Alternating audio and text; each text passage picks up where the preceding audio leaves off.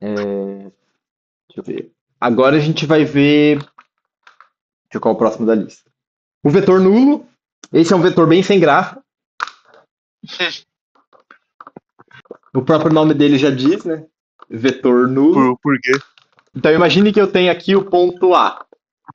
Se eu pegar o vetor AA, ele vai ser igual ao vetor nulo. Nulo. Porque não tem vetor aqui, né? Não sai nada. Ele sai do próprio ponto, ele sai e vai até ele mesmo. E daí a gente reescreve, né? A gente escreve o vetor nulo como um O com uma flechinha, né? Um zero com uma flechinha. Ou então você pode escrever como um próprio zero.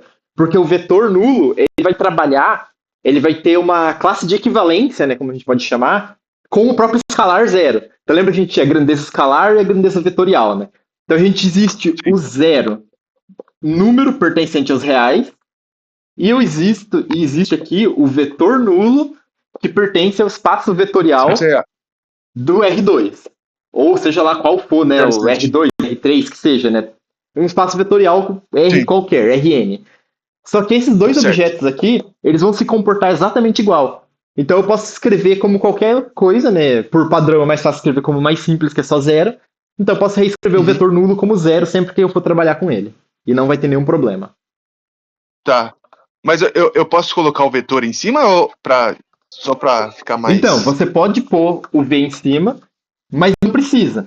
Se você for ter um vetor nulo, você pode simplesmente escrever como zero e você sabe que é o vetor nulo. Assim como se você tiver alguma coisa que tenha zero, quando você está trabalhando com os vetores, dá para você trabalhar como se ele fosse o vetor nulo, porque eles vão se comportar da mesma forma. Tá. Não faz diferença. Se você preferir colocar flechinha para saber que é um vetor nulo que você está trabalhando, você pode pôr também. Não tem problema. Agora a gente tem o vetor unitário. Eu achei legal que, tipo assim, essa parte que você tá falando, você vai ver também Em álgebra em linear 2. linear 2, é. Sim. É relevante. Aqui a gente dá uma pincelada só por isso, né? Eu acho que lá que vê isso em detalhes. Certo. Agora a gente vai ver o vetor unitário. Então o vetor unitário vai ser um vetor, como o nome diz, unitário.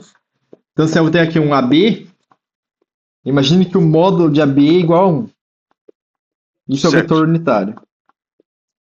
É um vetor que mede 1. Então ele mede 1 da unidade de medida que eu defini, né?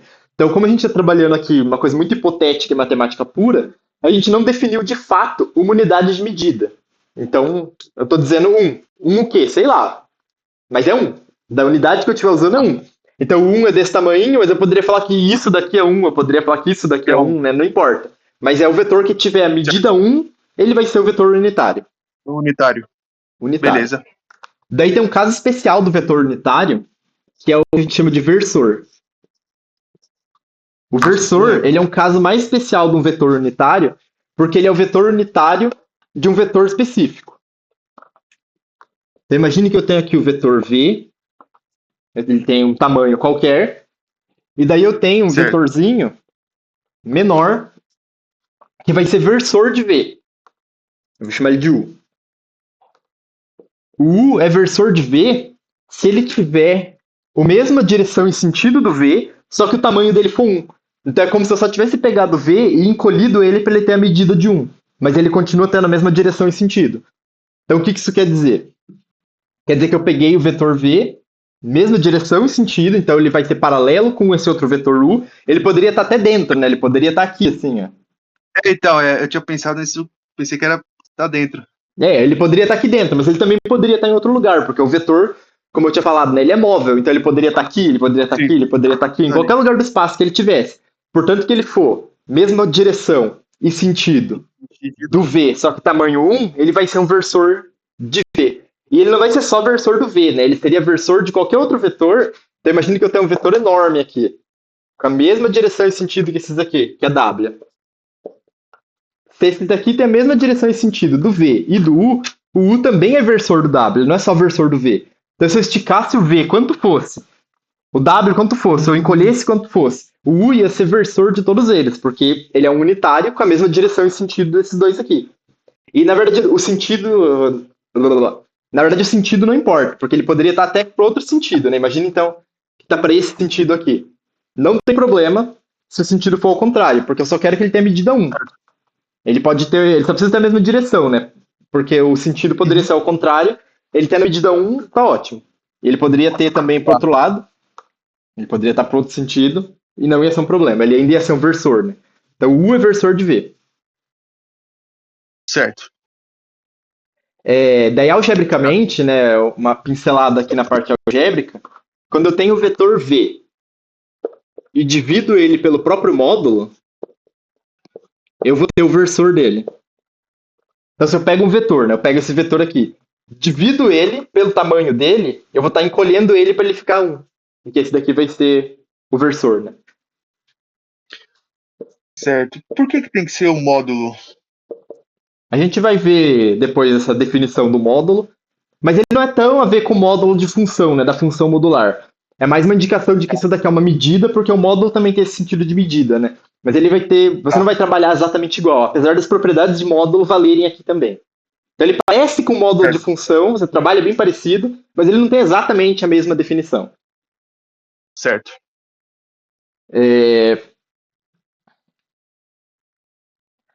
Tem mais 2 tipos para ver.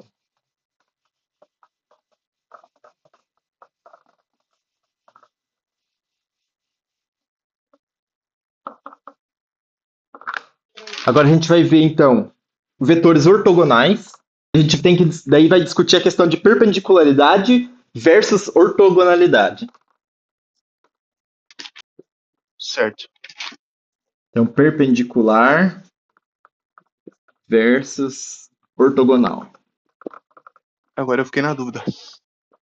Qual que é a diferença entre essas duas coisas, né? A gente geralmente usa elas, a gente usa um ou outro e meio que tanto faz, né? Os dois têm a ver com 90 graus, com duas coisas formarem 90 graus. Graus. 90 graus entre dois objetos. Mas daí qual que é a diferença? Imagine que eu tenho aqui, tipo um quadrado, né? Uma quina de um quadrado. Então aqui eu tenho 90 graus. Eu poderia falar que esses dois lados aqui são vetores, né? Então, se eu Certo. chamar esse aqui, o U e o V. Se eu falar que esses vetores aqui têm 90 graus entre eles, esses dois vetores eles são perpendiculares e ortogonais. Por quê? O perpendicular, os vetores têm que ter eles têm que ter um ponto em comum. O ortogonal, eles têm que ter 90 graus entre eles, mas não precisa ter um ponto em comum. Então, se eu fizesse, por exemplo, um vetor V aqui e um vetor U aqui,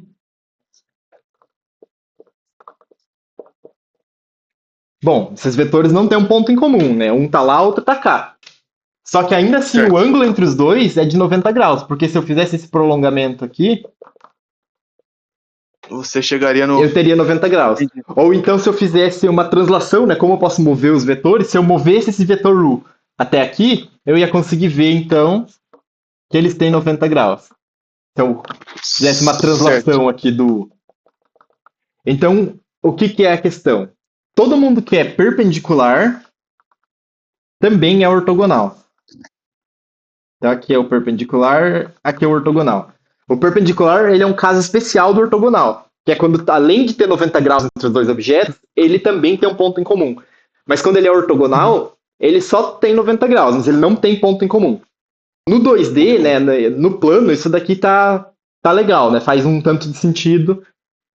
Você olha isso aqui, tá. Na maior parte dos casos vai meio que tanto fazer, né? Porque muitas vezes as coisas já vão estar juntas. Mas quando você pensa em 3D, isso começa a fazer um sentido diferente. Então imagina que eu tenho tipo a quina aqui de uma casa, né? Então, imagina que é uma figura 3D aqui. 3D criminoso. Imagina que é uma quina da casa, não sei. Imagina que é uma dimensão assim de um quarto. Então, essa parede aqui, ó, ela faz 90 graus com esse aqui. Porque essa daqui tem a mesma direção que essa. Só que elas não estão em comum, elas não estão se encostando. Então, essa parede aqui e essa aqui, elas são ortogonais, mas não são perpendiculares. Agora, essa parede e essa aqui, além dela ser ortogonal, porque forma 90 graus, ela também é perpendicular. Além dessa aqui e essa aqui também ser. Então, esses dois aqui são. Todo mundo que está conectado e tem ponto em comum, Sim. além de 90 Entendi. graus, vai ser perpendicular. Agora, essa aqui, e sei lá, eu tenho um segmento aqui, eles vão fazer 90 graus também, mas eles não têm ponto em comum. Então, eles são simplesmente ortogonais, sem ser perpendicular. Então, Certo. perpendicular é um caso especial de ortogonal. Todo mundo que é perpendicular também é ortogonal, mas nem todo mundo que é ortogonal é perpendicular. Perpendicular. Beleza. Então, isso daqui já diz, né? Então, vetores perpendiculares, vetores ortogonais. Isso vai ser muito relevante Beleza. quando a gente estiver vendo produto escalar, né? E por enquanto, a gente ainda não está vendo isso. E daí tem os vetores coplanares. Então, são dois vetores que estão no mesmo plano. Isso é bem tranquilo. Então, sei lá, Coplanares são dois vetores estão no mesmo plano, então que formam um plano. Então, aqui na Tá. lousa, qualquer dois vetores que eu fizer, portanto que eles não sejam o mesmo vetor, eles vão acabar formando um plano, né? Então, eu tenho todo um espaço aqui, ó, formado entre esses vetores. Qualquer dois vetores que eu pegar que não sejam o mesmo, né? Dois vetores distintos. Então, o coplanar, por enquanto, ele não parece que faz muito sentido. Mas quando você está no 3D, isso faz mais diferença. Certo. Por quê? Quando a gente está na geometria espacial, a gente tem a questão das retas reversas, né? Que são duas retas que não formam um plano entre elas. Então imagine eu ter uma reta assim, e se eu estivesse numa dimensão meio 3D, eu tenho uma reta aqui, assim, que está aqui por cima. Sim. Então eu tenho uma que está assim e uma que está assim, né? Tipo, elas não formam um plano entre elas. Se eu tivesse uma que está aqui, essas duas formam um plano. Se eu tivesse outra, em qualquer ângulo, né, que fosse assim, elas formariam um plano. Mas se eu tenho uma que está assim e uma que está assim, elas não formam um plano. Então os vetores, se eu tivesse um vetor, então, se ao invés de retas daqui fossem vetores, esses dois não seriam coplanares. Por isso que os vetores coplanares são um caso, né, um vetor especial. Porque nem todo conjunto, né, nem todo par de vetores que eu pegar vão ser coplanares. Principalmente se eu estiver no espaço. Agora, se eu estiver no plano, altas chances deles serem coplanares. Se você souber a definição de plano, né, e os casos que formam plano, né, é tranquilo. Sim. Plano. A gente vai ver isso na hora de ver sobre bases. Beleza, tranquilo. Então, esses são todos os tipos de vetores, casos particulares que são bem relevantes.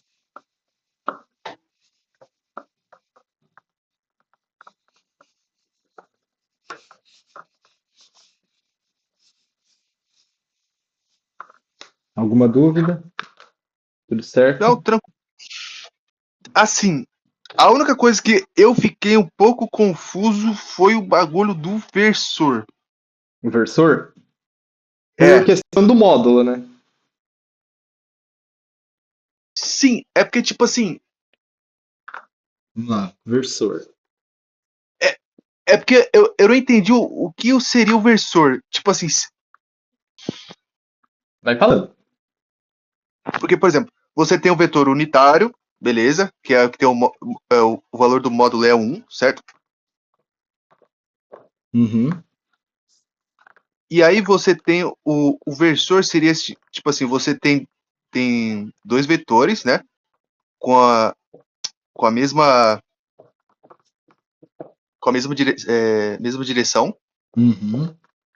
Não necessariamente precisa ser o mesmo sentido. Uhum. E aí, beleza. E aí, tipo assim, o que eu não entendi é que, tipo assim, se o vetor V ele é maior que o vetor U, mas eles têm o mesmo tamanho, é isso? Não, eles não têm o mesmo tamanho. Eu não entendi muito Eles bem têm a mesma essa direção. parte. Então, se Certo. eu tenho aqui um vetor V, esse vetor enorme aqui é o V. O versor do V, eu poderia colocar ele aqui, né? Eu poderia colocar ele dentro dele mesmo. Esse aqui é o U. U é versor de V, porque ele é um vetor V unitário. Agora, o que aconteceria se eu pegasse... Vamos pegar outro vetor V aqui. Eu vou pegar um maiorzinho assim. Se eu falasse que o V é esse miudinho aqui, então o módulo do V é meio. Então o versor do V é maior do que o V. O versor não necessariamente vai ser menor do que o vetor, ele só vai medir 1. Mas se o vetor original media menos do que 1, então o versor dele é maior do que ele. Ah, tá. Agora entendi. Tá, entendi. Ele é só um vetor com a mesma direção que o original, o sentido não precisa ser igual, que mede 1. Então, mesma direção, Que médium. mas a medida dele é 1. Tá, entendi. É bem mais fácil do que parece. Beleza. Sim, sim. Daí a parte algébrica dele vai ser relevante. Beleza. A gente pode continuar. Deixa eu ver.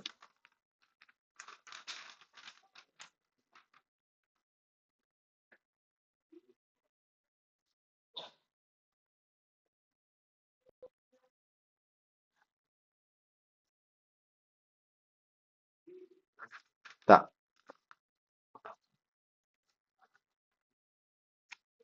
Opa, vamos ver as folhas.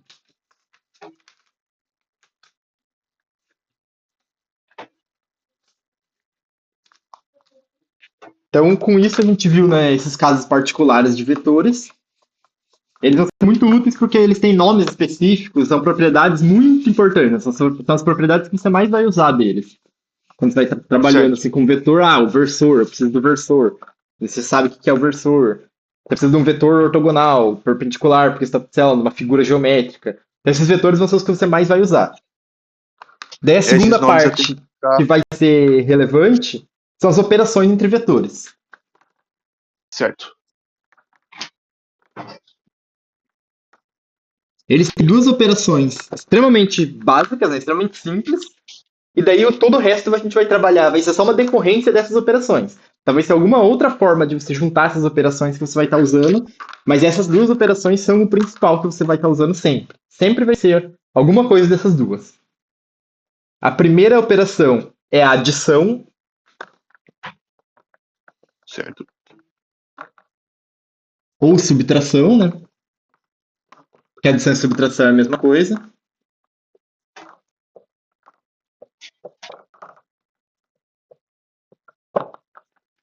Então, adição e subtração de vetores.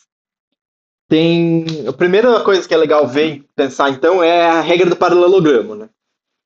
Então, eu quero somar dois vetores, né? Eu tenho um vetor U, um vetor V, e eu quero saber qual que é o vetor soma. Eu quero definir o que que é o vetor soma. Eu quero definir o que que é adicionar dois vetores.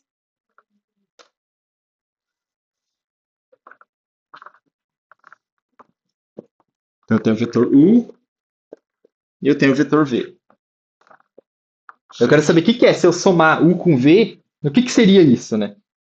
Então, Uhum. a definição da soma de vetores, da adição de vetores, é eu pegar esse vetor aqui e mover até a extremidade do primeiro. Então, eu vou pegar o vetor que eu estou somando, mover até a extremidade do primeiro e ver até onde que dá esse ponto. Então, se eu Certo. pegar esse aqui, mover ele para cá,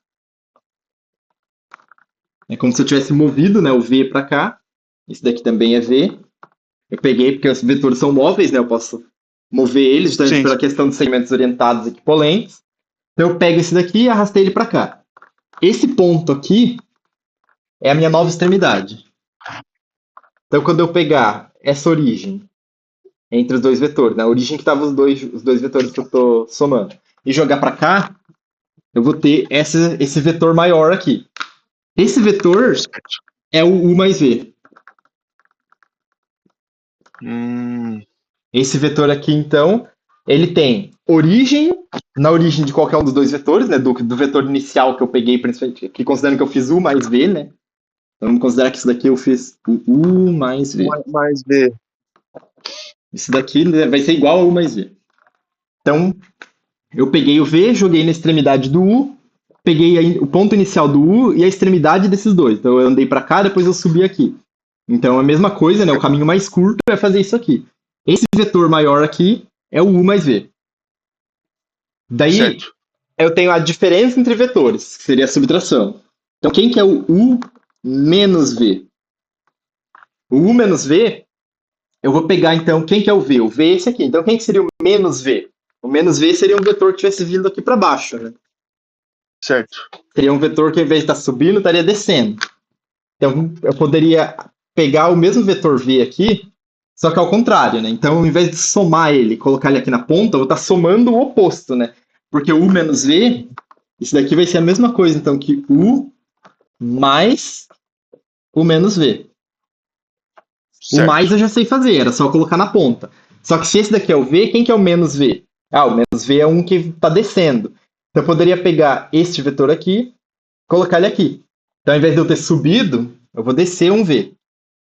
Ah, tá. Isso daqui, ó, é menos V, esse vetor daqui. Daí mesmo esquema, vou pegar a origem então e vou arrastar até aqui. Esse vetor aqui é o U menos V. Certo. Então aqui eu estava fazendo, né, somar por extremidade. Então pega uma extremidade e soma e arrasta até outra extremidade. Essa é uma das formas que a gente pode somar e subtrair vetores. Peguei esse aqui, arrastei até a extremidade do primeiro. Se eu quisesse fazer o ao contrário, e daí a soma é comutativa, né? Então U mais V é igual a V mais U, né? Isso é, Sim. isso é claro, a gente já sabe muito bem que quando a gente adiciona duas coisas não importa a ordem. Então eu poderia pegar aqui, né, o V e eu vou somar o U nele, adicionar o U nele. Então eu vou pegar o U aqui e vou arrastar para cá. A origem do V era aqui, ele vai dar aqui e vai ser a mesma coisa, né? Esse mesmo vetor. Então U mais V é igual ao V mais U. Agora, a diferença, o que ia acontecer se eu pegar essa diferença? Eu ia pegar o contrário desse aqui, eu ia pegar um vetor aqui, ia somar aqui. O resultado ia ser aqui, eu ia pegar esse aqui. Então, se eu fizesse o ao contrário, né, eu ia ter um vetor assim. É o ao contrário desse aqui, né? Ia ser o menos U menos V. Que ia ser a mesma coisa do que Sim. V menos U.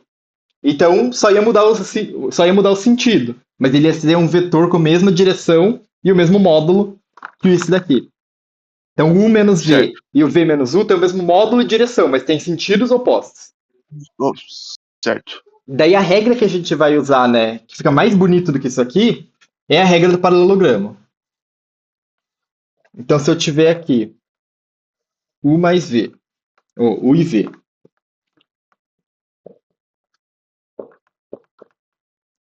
eu vou fazer um paralelogramo. Todo par de vetores eu posso formar um paralelogramo entre eles. Se eu arrastar o V para cá e o U para cá, eu fecho um paralelogramo. Vou Certo. fazer pontilhado, para ficar menos poluído.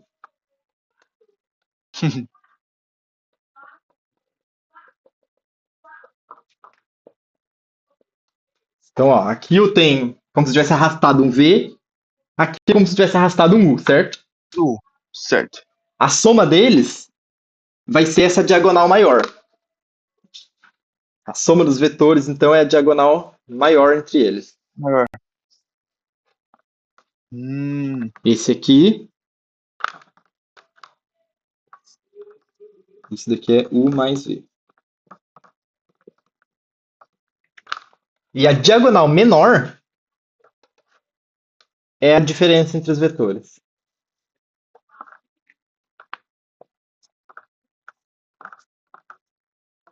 Esse daqui, no caso, né, é U menos V. Ou V menos U. E daí, se eu mudasse a direção aqui, ia ser U menos V, tanto faz. Só ia mudar a direção, né? O que acontece se eu mudar a direção? É eu colocar um menos atrás. Então, por exemplo, se eu tenho aqui, né, o V menos U, se eu mudo a direção disso, é como se eu estivesse multiplicando menos nos dois. Então vai ficar menos V mais U. Que daí é U menos V, que daí seria ao contrário, né? Então, se uma direção é V menos U, a outra é U menos V. Menos V. Então, ó, formei um paralelogramo entre dois vetores, fazendo essa translação dos dois vetores. A diagonal maior é a soma. A diagonal menor é a diferença. Então, isso daqui é uma forma geométrica de você interpretar, né, a adição e subtração de vetores. Você pode ver que aqui, isso daqui também aconteceu. Ó. Olha esse daqui que era U menos V. Se eu pegar U menos V e arrastar ele aqui para cima, ele dá certinho a diagonal menor. Ó. Se eu pego esse aqui, ó, arrasto esse aqui para cá. Ó.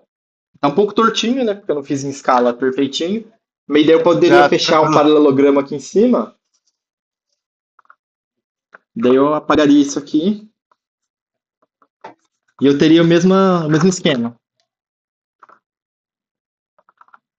Aqui é o U menos V. Então a interpretação geométrica que a gente tem, né, da adição e subtração de vetores é essa. Então o que aconteceu? Né? Um vetor totalmente novo, um vetor que não tem relação direta com esses, então, por exemplo, se o U tinha uma direção e o V tinha outra direção, o U mais V não tem a direção nem do U nem do V, né? Ele não tem a mesma direção, não tem o mesmo sentido. Essas coisas todas mudam. O tamanho dele também muda, né? Então, tudo isso a gente vai ter informações novas que surgem, né, nesse vetor da soma. Uma pergunta. É, eu Deixa eu pegar água não sei aqui. se aconteceu com você. Vai lá, vai lá. Pode falar. Ah, tá. Por exemplo, teria algum exercício que eu precisaria saber as propriedades do. É losango? Não, Paralelogramo? Pera. É, Do paralelogramo. para Geralmente resolver? você vai precisar saber algumas propriedades de paralelogramo. É importante. Para resolver. Isso. Porque, por exemplo, isso daqui é um quadrilátero, então a soma de todos os ângulos internos é 360, esse É, tá. ângulo aqui é igual a esse aqui é igual a esse aqui. Certo. Essas propriedades elas vão aparecer e vão ser relevantes muitas vezes. Mas você geralmente vai acabar deduzindo elas a partir dos próprios vetores, né? Trabalhar com vetores, você vai acabar trabalhando com essas propriedades incidentalmente. Às vezes você não precisa lembrar lá da propriedade no paralelogramo, você consegue ver ela aqui. Tá, beleza. Acho que aqui ajuda bastante você a refrescar ou até ver pela primeira vez algumas propriedades que você não havia visto antes. Daí, então, essa daqui é a regra do paralelogramo, né? Ela é muito importante você conhecer. É um jeito muito fácil de você interpretar geometricamente uma adição e subtração de vetores. Certo. Daí é importante, é relevante falar, né, que na operação a gente tem, na adição, ela é associativa, comutativa, tem elemento neutro e oposto. Então, comutativa era essa aqui, né? U mais V igual a V mais U. Nossa, eu lembro até agora do Léo falando, então, lição de casa. Prove por que U mais V é igual a V mais U. É fácil fazer isso, algebricamente. É bem fácil. Por exemplo, você vai falar que esse daqui tem coordenadas. Você vai falar que U é x1, y1. E V Certo. é x2, Dois. y2. São Daí você dois. vai fazer a soma. Então, U mais V vai ser x1 mais x2, vírgula y1, y2. Daí você vai fazer a mesma Isso. coisa aqui do outro lado e você vai ver que você vai chegar na mesma coisa. Então, Coisa. está demonstrado. Geralmente, todas as propriedades básicas com os vetores, você demonstra elas exatamente dessa forma. Você vai atribuir coordenadas genéricas para esse vetor, e a partir das coordenadas genéricas, você faz a operação que está sendo pedida, faz ela de um lado, faz ela do outro, e você vai ver que chega na mesma coisa. É bem simples, esse tipo de exercício. Mas aparece bastante nesse momento, né? A propriedade associativa, então, se eu tiver U mais V mais W, isso daqui vai ser igual U mais V, fecha parênteses, mais W.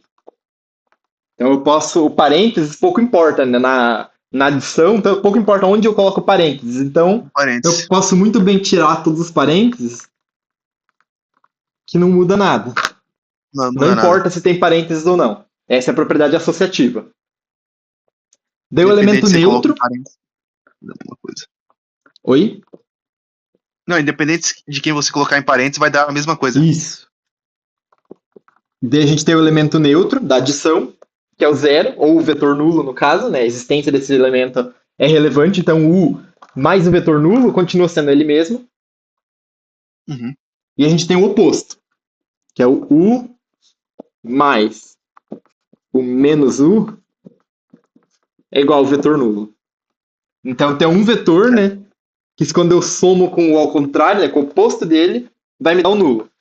O que seria isso aqui? Eu estou querendo somar. Eu tenho um ponto aqui no meio. Esse aqui é o U. Esse aqui é o menos U. Esse primeiro e segundo. Se eu pego esse aqui, coloco esse daqui na ponta do outro. Zerei, né? Eu volto para cá. Tipo, eu ando até aqui, daí eu volto. Ou então eu ando até aqui e volto. Eu não me mexi. Então, U mais o menos U vai dar o vetor nulo, vai dar zero. Agora, se eu pego Certo. U e adiciono o vetor zero, eu adiciono nada para esse daqui, eu continuo no mesmo lugar, né? Continuo sendo o vetor Lugar. U. Certo.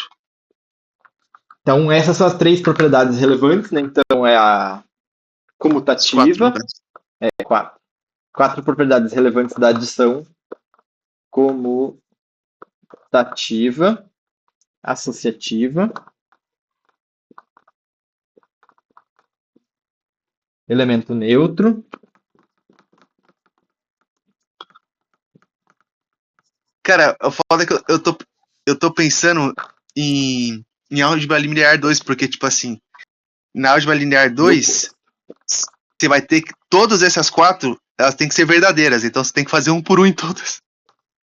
E Sim. aqui no vetor, ele é mais propriedades, né? Do que você precisa. É, porque aqui a gente já tem um espaço vetorial definido, né? A gente já está trabalhando num espaço É vetorial isso. fechado. E lá não, lá a gente está querendo, tipo, esse espaço vetorial, esse objeto que a gente está trabalhando, né? É um espaço vetorial, tem que valer isso daqui para ele ser. Se não valer isso daqui, ele não é. Eu acho que você vai gostar da álgebra linear 2. É, eu Você vai também curtir. acho. Eu gostei muito. Eu gostei Acho que é muito mais quando eu legal fiz. do que vetores, até. Então, É que abrange vetores e um pouco mais, né? E eu- bastante álgebra linear algébrica também. Menos geométrica e mais algébrica. Isso.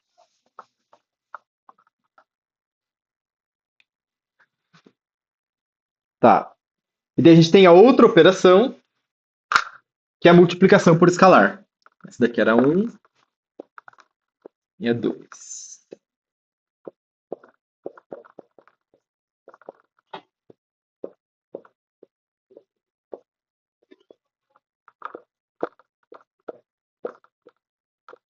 Multiplicação por escalar. Então, o que que era o escalar? A gente tinha falado, né? Grandeza escalar, o que que era? É, como é que fala? Ela não era definida por um só. Era definido por um só, né? A vetorial era 2, a escalar era um só. Isso, isso. Então, o escalar, a gente vai chamar ele genericamente de alfa, pertencente aos reais. Então, ele é só um número real. O escalar é um número real genérico. Sem, Certo. sem muitas delongas, e ele é isso. Um número real. E o que que a gente faz com ele? A gente vai multiplicar um vetor por esse escalar. Então, a primeira propriedade que a gente tem importante. Então, por exemplo, aqui um vetor multiplicado por um escalar seria o alfa v. Então, se eu tenho o alfa, ou eu tenho v e eu tenho um alfa, eu multipliquei o v pelo alfa. Esse alfa ele vai esticar ou comprimir o vetor, ou mudar o sentido dele.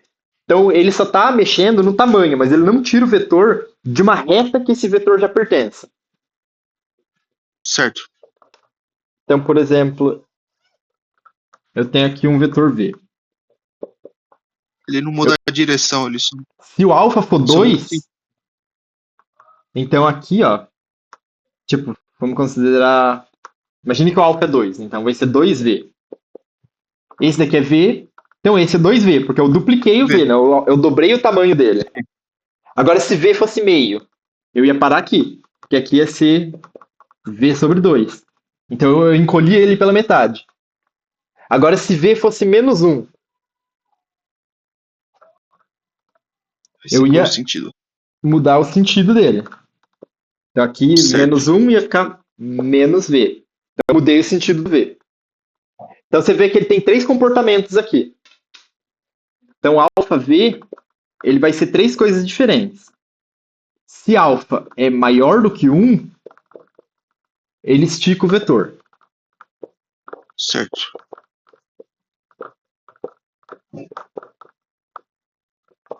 Ou seja, ele esticar o vetor, o que acontece? O módulo do vetor aumenta, mas a direção Aumenta. continua igual, né? A direção e sentido continuam Sim. iguais. Ele só está aumentando de tamanho. O módulo muda, direção e sentido mantém. Agora, se alfa, vou escrever aqui do lado, porque senão fica sem espaço. Se alfa tiver entre 0 e 1, o que acontece se o alfa está entre 0 e 1? Eu encolho o vetor, mas Olhou ele o continua vetor. com a mesma direção e sentido.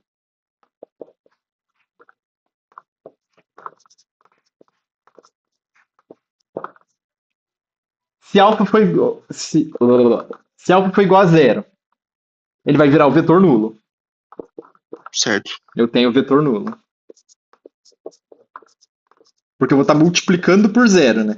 Então, esse alfa zero aqui é assim, não tem muito o que eu fazer, né? Eu vou estar encolhendo Sim. ele pro zero, ele vai sumir, ele vai deixar de ser um vetor, ele vai virar o vetor nulo ou o próprio escalar zero, porque tanto fazem. Certo. E daí, se alfa for menor do que zero, Isso. se ele for menor do que zero, ele inverte o sentido. Mas a direção também mantém. A direção não mexe. Em nenhum caso. Em nenhum caso. E o sentido só muda se o alfa for menor do que 1. Então, se eu multiplicar o vetor por um número negativo, ele vai mudar de sentido.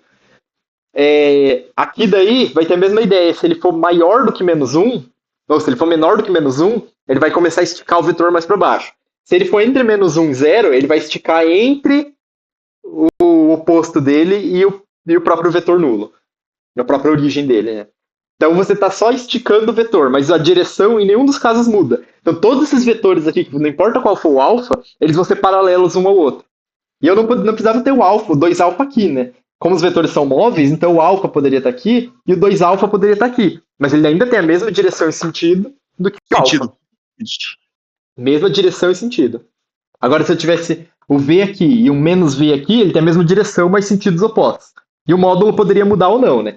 Então, quando o alfa é 1 ou menos 1, o módulo continua igual. Se o alfa for só 1, não muda nada. Por quê? 1 é o elemento neutro da multiplicação.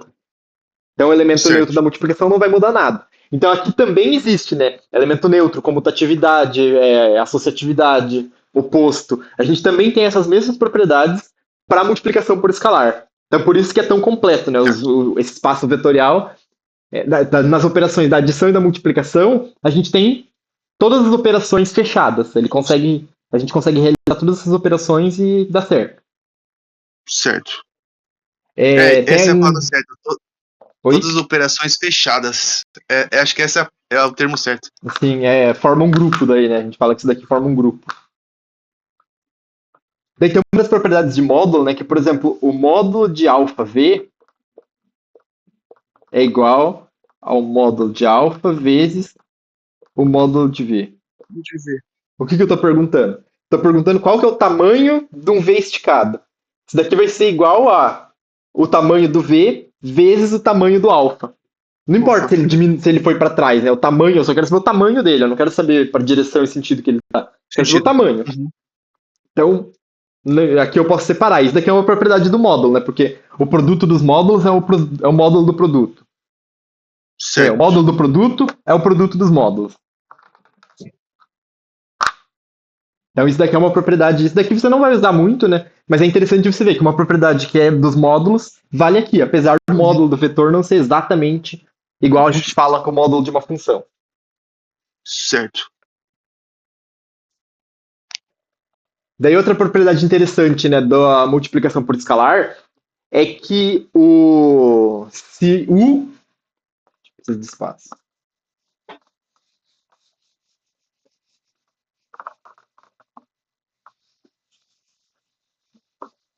Daí a gente vai estar falando sobre vetores paralelos. Se eu tiver dois vetores paralelos,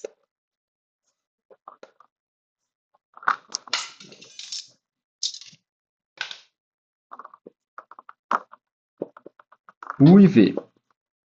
Se U e V são paralelos, então eu posso escrever, né, U paralelo com V. Se e somente se, eu posso reescrever U como um escalar que está multiplicando V. Por quê? Se eles são paralelos, quer dizer que existe algum número que, se eu multiplicar pelo V, eu posso esticar ele para ele ficar igualzinho U, para ele ser um vetor igual ao U. Imagine, se eu estico aqui ele um pouquinho, eu acho algum valor, não sei qual escalar que seria, mas algum escalar esticaria ele para ele ficar exatamente com o mesmo módulo, direção e sentido do que o U. Eu não sei quem é esse A, mas a gente pode descobrir quando a gente estiver trabalhando com coordenadas. Então, os vetores só são paralelos se ele pode ser reescrito como múltiplo um do outro, né? Isso daqui está dizendo que ele é múltiplo do outro. Ó.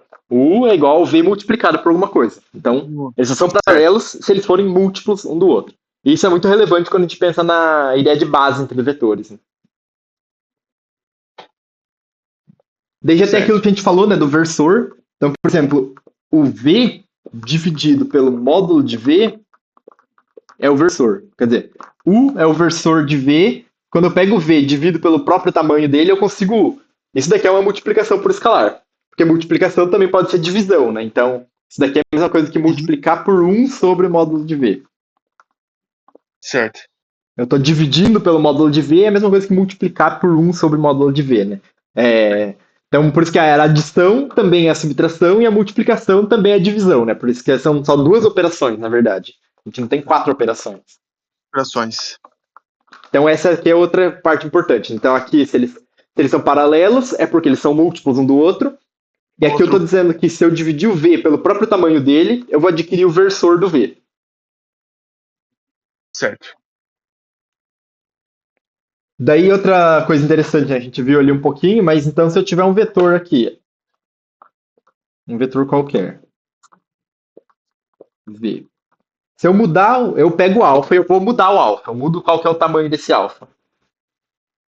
Eu posso pegar, então, se eu aumentar o alfa infinitamente, eu consigo preencher toda uma reta. Eu consigo ir aumentando esse vetor. Então aqui fosse ser um alfa V, tipo um alfa 1, né? Algum valor para alfa. Aqui fosse ser um alfa 2V. Então, dependendo de qual tamanho, qual o valor que eu der para alfa, esse vetor pode ser esticado indefinidamente, tanto para uma direção, ou tanto para um sentido quanto para o outro, o que preencheria toda uma reta. Então, todo vetor tem a ele associado uma reta, que é a reta que ele, quando você multiplica ele por escalares, diversos escalares, ele nunca vai sair dessa reta. Isso é uma propriedade importante também, né, da multiplicação por escalar. Ela não tira o vetor da reta dele. Você lembra que a adição movia o vetor para lá e para cá, né? O vetor da adição não era um vetor com direção e sentido do vetor original. Agora aqui não, o vetor aqui vai ter a mesma direção e ou mantém o sentido ou o sentido inverte, só muda o módulo. E ele vai preencher toda uma reta. Essas são algumas das propriedades interessantes e importantes da multiplicação por escalar. Daí, uma coisa bem básica, né, que a gente vê agora, aparece agora nos livros, mas é só uma questão que a gente vai trabalhar muito depois. Ângulo entre vetores. Então, se eu tiver dois vetores qualquer, vou nem nomear eles. A gente define o ângulo entre esses dois vetores como o menor ângulo formado entre eles. Então, entre todos os vetores, forma-se dois ângulos, né? Forma esse ângulozinho θ, mas também forma um ângulo alfa aqui fora. Opa. Eu vou falar que o ângulo entre dois vetores, então, ângulo, tem que nomear eles, né? Vamos dar nome aos bois. Ângulo entre U e V é igual a θ. Não é o alfa. Então, por exemplo, se eu tiver dois vetores mais abertos assim, com ângulo obtuso, o θ é este aqui. Esse daqui que é o alfa, é o de fora, ele não é o ângulo entre dois vetores. É o θ que importa. A gente quer o ângulo, então, de dentro, né, dos dois vetores. De dentro. Daí, se eu tiver, por exemplo, isso aqui, um ângulo raso, né? Eu tenho um vetor e o outro. Ah, daí que faz, né? Porque daí θ é igual ao alfa. Meu Deus.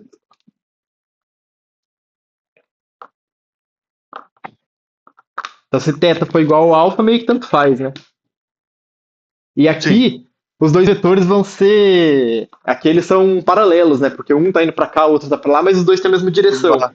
Então, a direção tem muito a ver com o ângulo também entre eles. O ângulo entre eles vai ter essa relação, né? Se os dois vetores são paralelos, pô, o ângulo entre eles não vão formar um ângulo, né? Eles vão formar 180 graus. Se eu arrastar um pertinho do outro. É o ângulo raso. Por enquanto, a gente não vai trabalhar na medida. Como que eu meço, né? Como que eu descubro qual que é esse ângulo θ. Isso daqui vai entrar na parte algébrica. E muito mais pra frente a gente vai... Muito não, né? Mas quando a gente vê produto escalar, a gente vê uma relação entre o cosseno entre dois ângulos, ou entre dois vetores, e a multiplicação entre eles. Daí a gente consegue descobrir qual que é o ângulo entre dois vetores, mas é só com operações mais avançadas que a gente ainda não viu. A gente ainda está vendo multiplicação por escalar. Daí depois vai aparecer produto escalar, produto vetorial, produto misto. Daí aparece um monte de operações entre vetores que vão definir outras coisas, mas elas vão ser 100% baseadas nessas propriedades aqui de adição e multiplicação que a gente já conhece. Canção. Interessante. Então, o ângulo entre vetores, simples, é só o menor ângulo entre os dois vetores. Não tem muito segredo, não. Certo.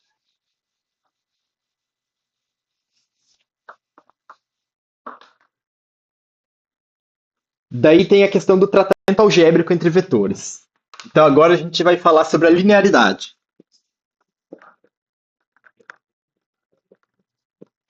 Linearidade.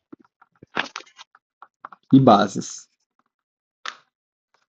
Então, a gente vai estar querendo escrever agora algebricamente. Então, pensando num sistema de eixos, pensando nessas duas operações que a gente tem, eu quero escrever. Imagine que eu tenho aqui dois vetores quaisquer. Acho que está muito pequeno. Esse aqui.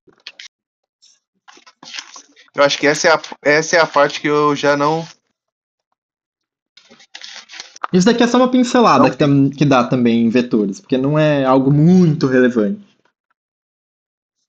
Eu vou chamar esses vetores aqui de A e B. Certo. O vetor A e o vetor B.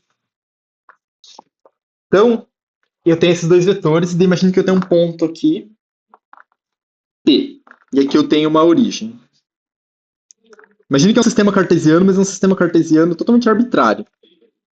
Tipo, eu não estou fazendo os meus eixos serem ortogonais, não. Eu só estou aqui. Tipo, sei lá, isso daqui eu posso formar um sistema cartesiano. Isso daqui é uma unidade, então eu poderia fazer, né, um grid com tudo isso aqui, fazer uma malha a partir dessa unidade aqui.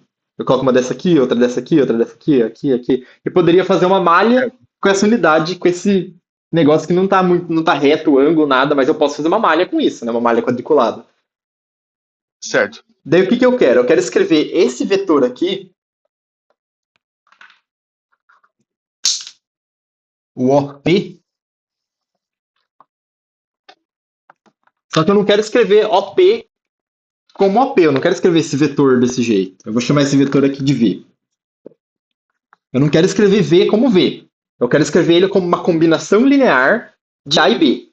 Então, o que é uma combinação linear? É a gente usar as duas operações que a gente já conhece para reescrever esse vetor. Então, existe alguma forma de eu escrever o P usando A e B, usando uma soma e multiplicação de A e B. Então, sei lá, imagine que eu estiquei esse aqui. E daí eu somei com um A. Acho que eu nem preciso esticar, na verdade eu preciso encolher. Eu pego esse A aqui e jogo ele para cá. Aqui. Essa combinação linear eu lembro também. Então, ó, isso daqui que eu peguei, eu arrastei um A para cá, né? Então esse vetor que está aqui é um alfa que multiplica o vetor A. E esse vetor que está aqui embaixo, ele parece o vetor B, mas eu encolhi ele. Então esse daqui eu vou falar que é um beta que multiplicou o vetor B. Então, ó, eu encolhi o B e somei com um A esticado. E através dessa soma, ó, isso daqui forma um paralelogramo. A diagonal maior desse paralelogramo está sendo justamente o vetor que eu queria, que era o vetor soma. Então, o alfa A mais beta B está sendo igual ao vetor OP, que é o vetor V. Então, o que eu fiz? Eu usei aqui uma adição, eu somei o A com o B, o alfa com o vetor A com o vetor B, e eu também multipliquei por escalar, porque eu não somei só o A, eu multipliquei alguma coisa pelo A antes de somar com o B, que está multiplicando alguma coisa também. Tudo bem. Uhum. Então, por fim, eu escrevi V como uma combinação linear dos meus vetores A e B. Então, alfa A mais beta B. Então, eu escrevi, usando as duas operações que a gente viu, essas duas operações básicas, eu consegui reescrever outro vetor como isso daqui. E isso Interessante. Quer dizer, se eu consigo fazer isso, se isso daqui é possível de se fazer, ou seja, eu estou usando o vetor A e B como base, se eu consigo escrever qualquer vetor como uma combinação linear, ou seja, uma soma e multiplicação, aqui eu tenho a multiplicação, né, pelo alfa e pelo B, e a soma nesse mais. Se eu consigo fazer isso, quer dizer que os vetores A e B formam uma base. Então a gente pode escrever assim, quer dizer que B. Não, tá certo, tá certo. B, né, tem uma base, daí chaves A, B. Quer dizer que isso daqui, para mim, eu posso tratar isso daqui como uma base. E o que isso daqui quer dizer, né, ser uma base? Quer dizer que o A e o B são vetores linearmente independentes. Então, isso daqui forma uma base se, somente se A e B são LI. A gente chama, né, LI, linearmente independentes. Que tem a ver com isso da linearidade das operações. Então, eles são linearmente independentes porque se eles não podem ser paralelos. Se esses dois vetores fossem paralelos, não ia ter como eu escrever uma combinação entre esses dois que chegasse no ponto P. Imagine que o A fosse. Imagine que eu tivesse um vetor C aqui embaixo. Que tem essa mesma direção do B. Não importa o quanto eu estico o B e somo com esse vetor C aqui embaixo, eu nunca vou conseguir chegar no P, né? Ó, eu estico isso daqui, eu pego outro e coloco aqui. Eu só ia conseguir esticar mais ainda, porque o B e o C são paralelos. Eu nunca ia conseguir chegar nesse ponto P para reescrever o vetor V como uma combinação de alguma coisa. Então, o A e B formam base, mas o B e C não formam uma base. O A e C também formariam uma base. Eu poderia esticar o C até algum ponto, somar com um A esticado ou encolhido até algum ponto para chegar no B também.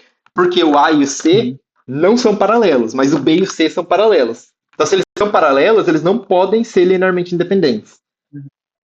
E a gente descobre que eles são linearmente independentes, daí a gente pega um tratamento mais algébrico da coisa, né? Se eu considerar, então, as coordenadas do A como A e B, e as coordenadas do vetor B como C e D, o A e B eles são LI só se A sobre C for diferente de B sobre D. Então, se quando eu pego as coordenadas, divido uma pela outra, não dá uma proporção igual entre as duas coordenadas, quer dizer que esses vetores não são proporcionais. Porque lembra que vetores, quando eles são paralelos, se somente se eu puder escrever um como múltiplo do outro, se eles são múltiplos do outro, quer dizer que eles são proporcionais. Quer dizer que aqui seria igual. Então, como eles não podem ser paralelos, eles não podem ser proporcionais. Quer dizer que a proporção entre as coordenadas x e y de cada um dos vetores não pode ser igual. E daí, se não for igual, eles formam uma base e eu posso reescrever, então, o vetor como uma combinação linear.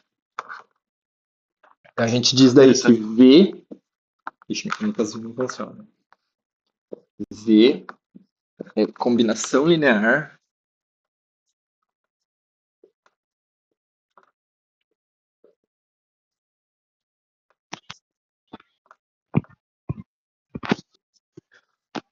de A e B. Então isso daqui é muito importante porque se eu quiser formar uma base, se eu for formar uma base, eu preciso de vetores LI. E daí eu preciso de exatamente, no R2 eu preciso de 2 vetores LI. No R3 eu preciso de 3 vetores LI. E daí as condições são um pouco mais complexas, né, quando eu estou ali, no R3. No R2 é muito simples, é só eles não ser paralelos, só 2 vetores não ser paralelo 2 a 2, tá bom.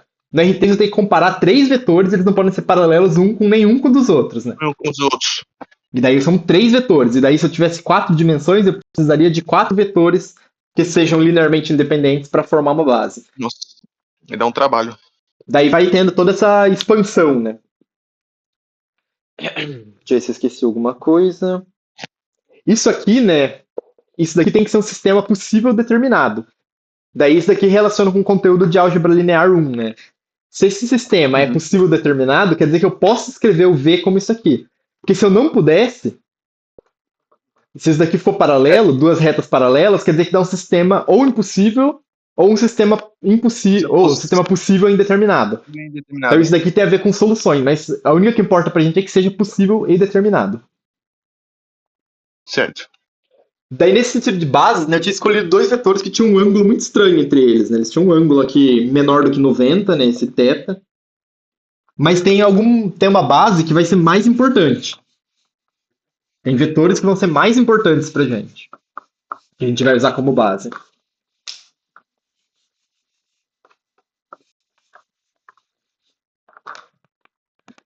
Porque daí é onde entra a base canônica.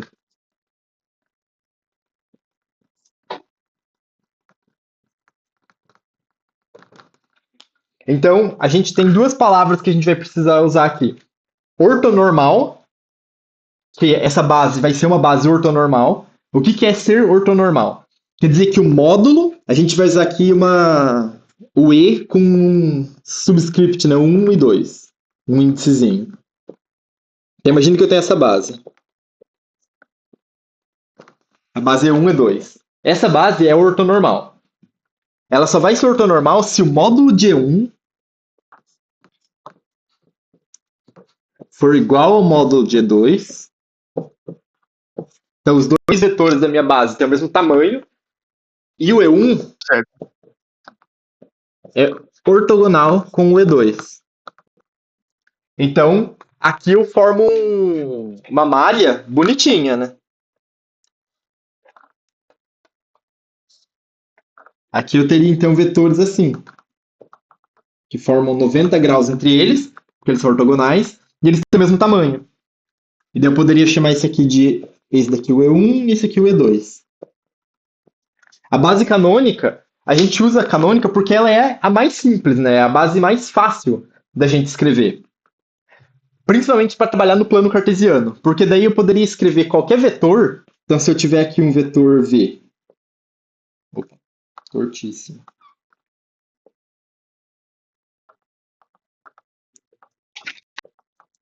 Se eu tiver um vetor V, como que eu reescrevo ele dessa forma? Eu estico aqui o E1, somo com o E2 esticadinho aqui.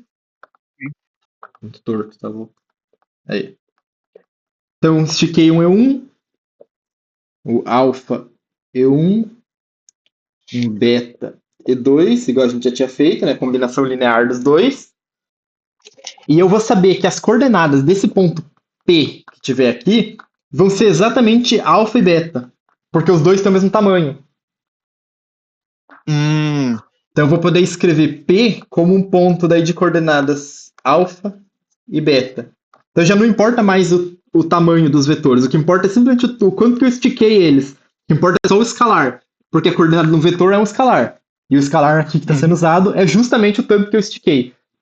Então, por isso que a base canônica, né, a palavra canônica na matemática a gente usa para coisa mais simples, né, coisa mais fácil de trabalhar. Até a forma canônica da quadrática, porque ela é a forma mais simples e mais completa. Então, essa aqui é a base canônica, por quê? Porque ela é uma base extremamente simples e é a base mais conveniente da gente trabalhar. Então, eu poderia pegar qualquer dois vetores que fossem linearmente independentes, então eles poderiam ter um ângulo qualquer entre eles, né, um ângulo assim, bem fechadinho, mas o melhor de pegar é que sejam ortogonais. E eu poderia pegar aqui que são tamanhos diferentes, né? Esse aqui poderia ser enorme, esse aqui pequenininho. Mas o mais conveniente é que os dois tenham o mesmo tamanho.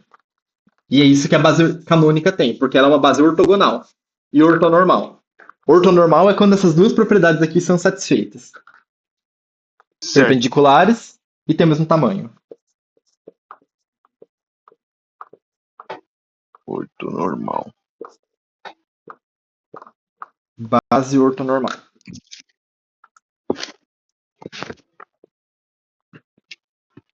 Então, é justamente essa propriedade aqui que é muito importante, né? Quando eu tenho a base ortonormal, eu posso reescrever, então, qualquer ponto desse plano, que agora eu vou ter um plano cartesiano de fato, eu posso reescrever ele simplesmente como coordenadas do... Eu posso reescrever as coordenadas dele simplesmente como os escalares dos meus vetores base. E daí você vai ver, né, em alguns livros de álgebra linear vão estar E1 e E2, mas no livro de vetores a gente vai estar dizendo que é a base é o I e o J. E daí, se você estiver na terceira dimensão, é o Z. Ou Z não, K.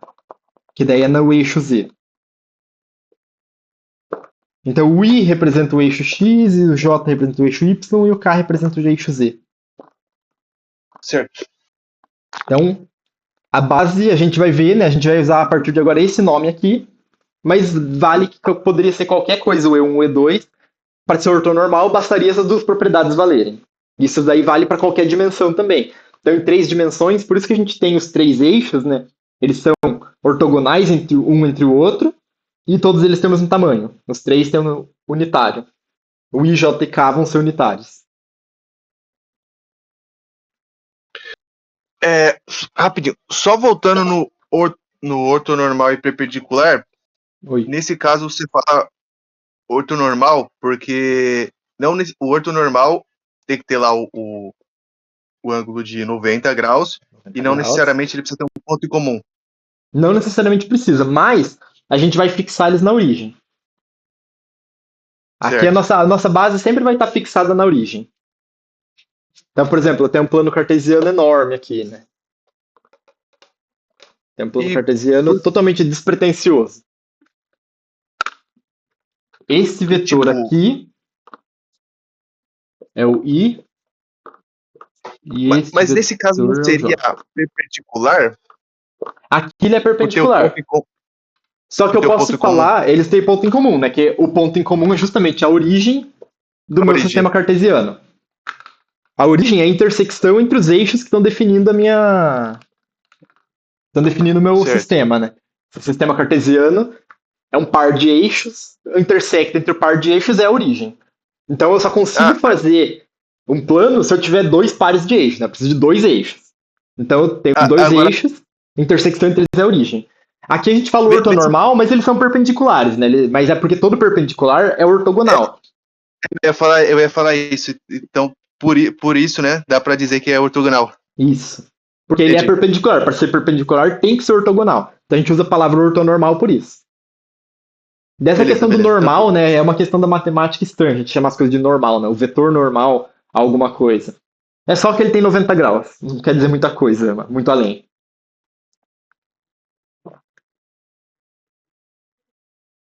Tranquilo. Deixa eu ver se tem mais alguma informação legal. O Para a Léo primeira passou aula isso é pra isso vocês que eu também? planejei. Oi? O Léo passou isso pra vocês também, de bases e Não, linearidade? foi com a Ana Paula que a gente teve. Ah, foi com a Ana Paula, verdade. Foi com a Ana Paula. Cara, é porque, tipo assim, cara, mano, vai se dar muito bem, porque eu vejo a aula de álgebra linear 2 no que você tá apresentando, sabe? Assim, Eu consigo, acho que no começo o começo vai ser tranquilo. Depois que eu vou começar a sofrer. talvez mais pro final só, eu acho. É, daí, tipo, a gente tem então um início de um tratamento algébrico, né, nisso aqui. Porque se agora eu posso reescrever então qualquer ponto simplesmente como os escalares da minha base, eu não preciso mais pensar num ponto como essa soma, né, soma e multiplicação, uma adição e multiplicação por escalar, combinação linear da base. Apesar de que é isso que está acontecendo, eu posso escrever simplesmente dessa forma aqui, como os escalares. E isso é muito importante. Certo.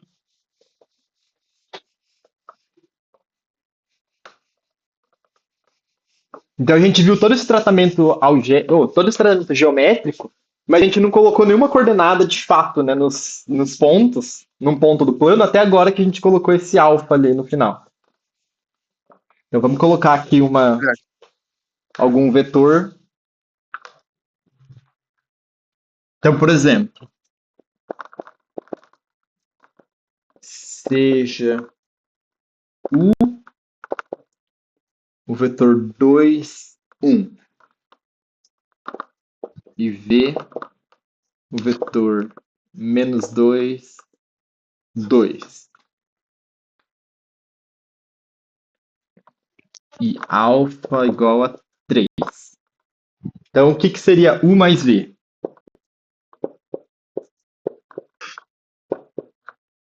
Eu vou somar coordenada com coordenada. Tratamento algébrico vai Nada. ser isso, Sim. coordenada com coordenada. Então, U mais V, 2 mais -2, Dois. 1 mais 2. Dois. Vai ser igual a 2 mais -2, 0. Aqui, 3. Então, o vetor soma disso aqui deu 0,3. Daí a gente pode pensar na Certo. regra do paralelogramo para pensar nisso também. Vamos fazer aqui uns eixos.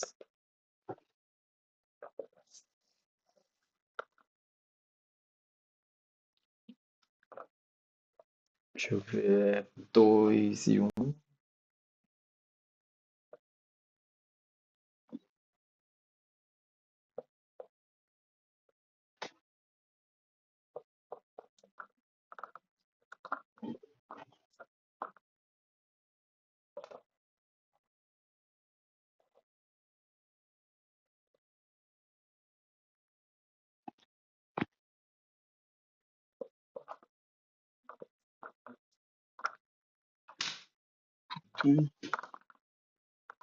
Então o primeiro vetor era 2 e 1. Certo. E o segundo é menos 2 e 2.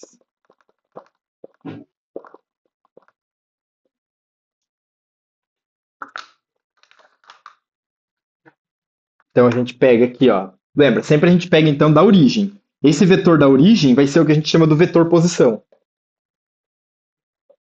Certo. Então esse daqui é o U.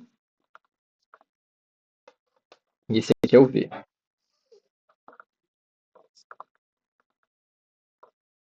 Então a gente pode usar a regra do paralelogramo aqui para tentar descobrir quem que seria o vetor soma. Porque aqui a gente fez o tratamento algébrico, vamos ver no tratamento geométrico se vai bater com o resultado algébrico. Então eu tinha que pegar esse vetor e colocar aqui. Eu vou ter algo aqui, assim. Daí com isso eu já fecho um paralelogramo aqui.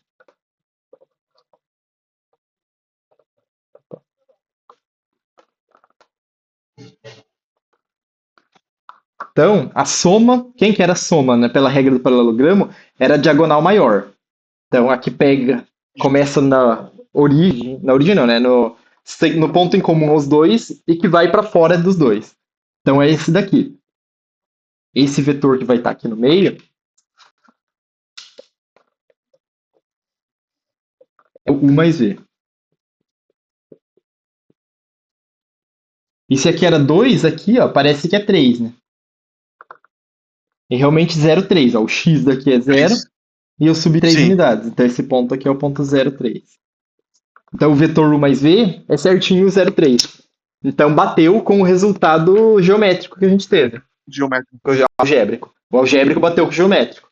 Ó, U mais V, somei as coordenadas, deu 0,3. Aqui apliquei a regra do paralelogramo, ou seja, arrastei esse para cá, arrastei esse para cá, fechei o paralelogramo, peguei a diagonal maior desse paralelogramo. Ah, deu 0,3 também.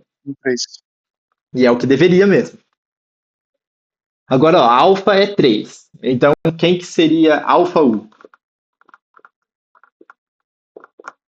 Alfa U, então, é 3, 3 que que multiplica. multiplica 2,1. Então, aqui a gente vai aplicar distributiva. Certo. Então, eu vou distribuir o 3 nos dois. Então, 2 vezes 3, 6. 3 vezes 1, 3. Então, aqui eu não vou nem ter espaço, né, para fazer isso, mas deixa eu ver se eu Tranquilo. arrasto assim. Esse aqui é 2, aqui é 4, aqui é 6. Aqui era 3. Seria algo por volta daqui. Acho que vai estar bem criminoso de escala. Tá tranquilo, tá tranquilo. Não tá tanto criminoso assim, não. Na verdade, não tá criminoso. Ó, esse aqui era 2, aqui era 4, aqui era 6. E aqui era o 3. Então, esse ponto aqui, tá bem longe aqui. Esse ponto aqui é o ponto 6, 3. 6, 3. Eu peguei o vetor U e multipliquei por um escalar que era 3. Então eu tenho um vetor que tem o triplo do tamanho, né? Se eu pegar esse aqui, ó, ele cabe quantas vezes aqui? O vetor 3 U vezes. cabe 3 vezes nesse vetor maior aqui. E justamente, e o que aconteceu? Ó, ele só esticou. Ele continua pertencendo à mesma reta que ele já pertencia. Ele não saiu da reta que ele estava, porque eu multipliquei por escalar. Então, ele continua na mesma reta. E o tratamento algébrico bateu com o tratamento geométrico, como esperado. Então, você vê que as duas operações, elas têm essas duas interpretações e vai sempre funcionar, né, nas duas interpretações. É que a interpretação geométrica vai se tornar limitada no 3D, que você não consegue desenhar direito, e no 4D seria impossível, e a algébrica não. A algébrica você sempre consegue fazer. Tem que fazer. Sempre dá para você rabiscar o número e resolver. Então as duas operações aqui funcionaram. Se eu quisesse fazer daí alfa V, então eu ia pegar o V aqui e ia multiplicar ele por 3. Menos alfa U. Eu ia inverter o sentido dele vezes 3. Então ia ser um vetor desse tamanho aqui, só que aqui, assim, nessa direção.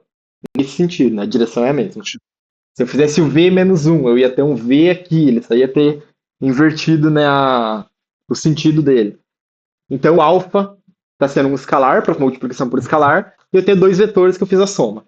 Regra do paralelogramo, e lembrar que o escalar só estica ou encolhe o vetor, né? Ele não pode tirar o vetor da reta que ele já pertence. Não mexe na direção. Não mexe na direção.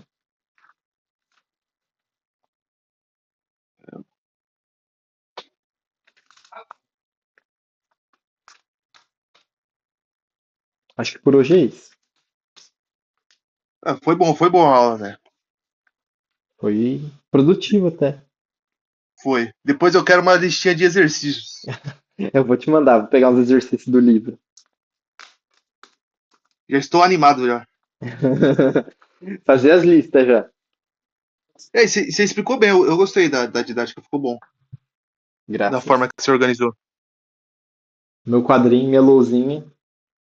Cara, deu até vontade de comprar uma lousa, falar pra você. Vendo O Léo você comprou uma lousa fazer. também, ficou muito bom. Eu vi o vídeo dele hoje.